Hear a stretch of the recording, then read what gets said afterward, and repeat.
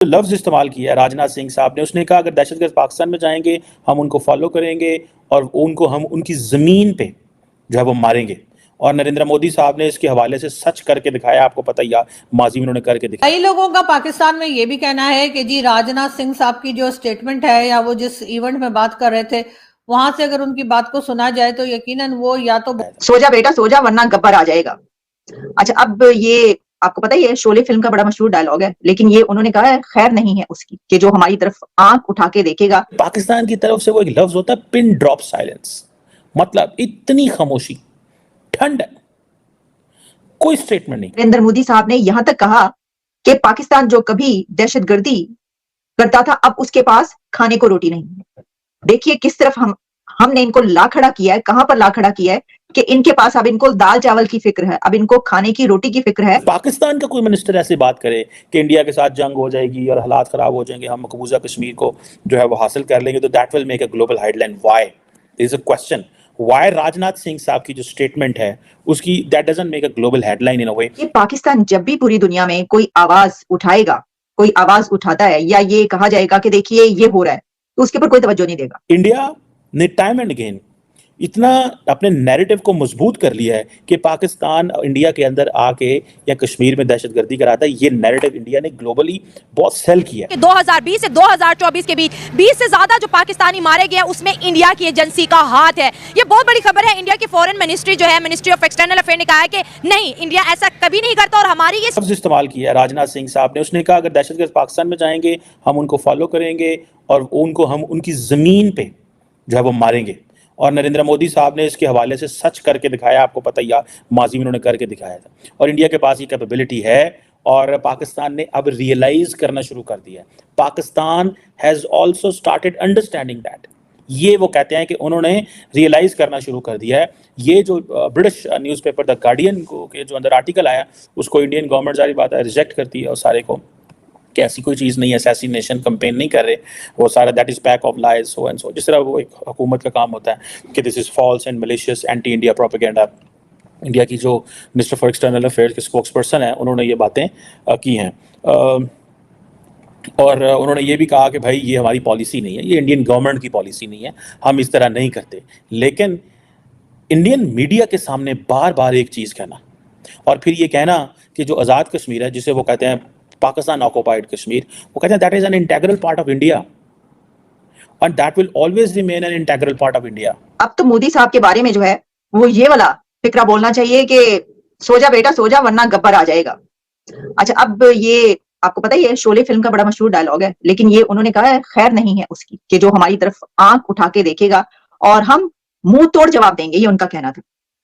राजनाथ सिंह की इस स्टेटमेंट, ये जो उन्होंने बातें की हैं इस सवाल के जवाब में पाकिस्तान के हवाले से, उसमें 2-3 नुक्ते बड़े अहम हैं।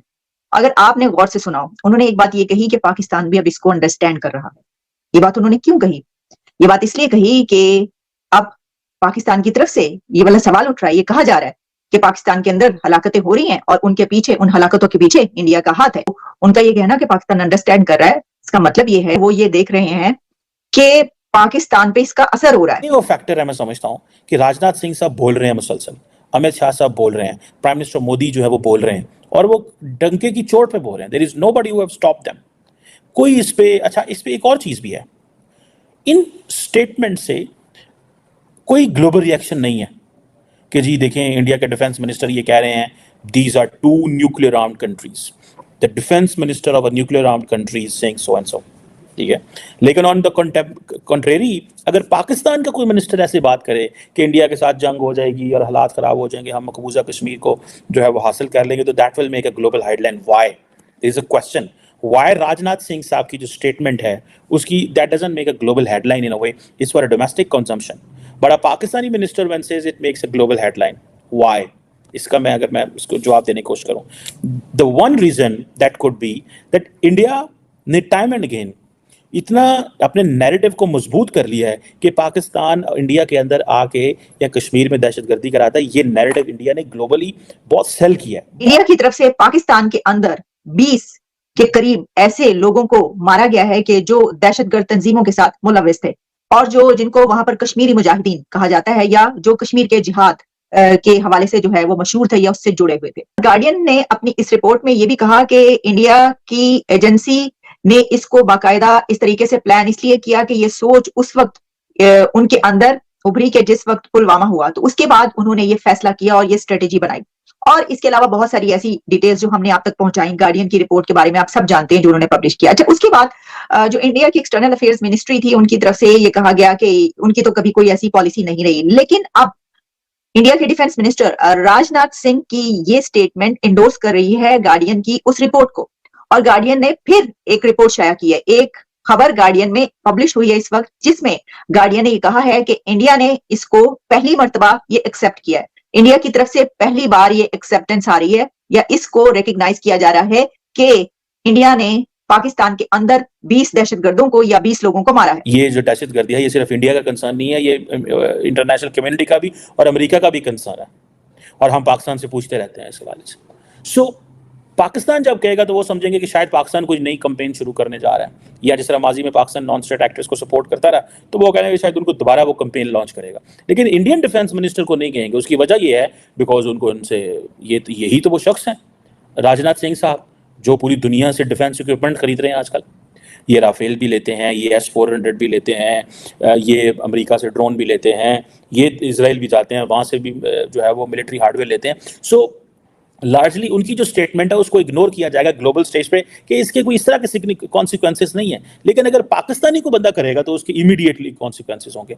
उसकी वजह शायद ये है कि पाकिस्तान के अंदर जो डिफेंस है इसका पोर्टफोलियो जय हिंद दोस्तों, नमस्कार दोस्तों। जैसा वीडियो में देखा किस तरह भारत के रक्षा मंत्री राजनाथ सिंह के जो बयान दिए हैं, उस बयान को लेकर पाकिस्तानी में कितना मतलब चर्चा चल रहा है, आखिर कैसे इन्होंने ऐसा बयान दिया। दोस्तों, जैसे भारत के रक्षा मंत्री जो हैं राजनाथ सिंह, उनका ये कहना है कि जो मेरे देश पर आंख दिखाएगा या अटैक करेगा उसके घर में घुस के मारूंगा।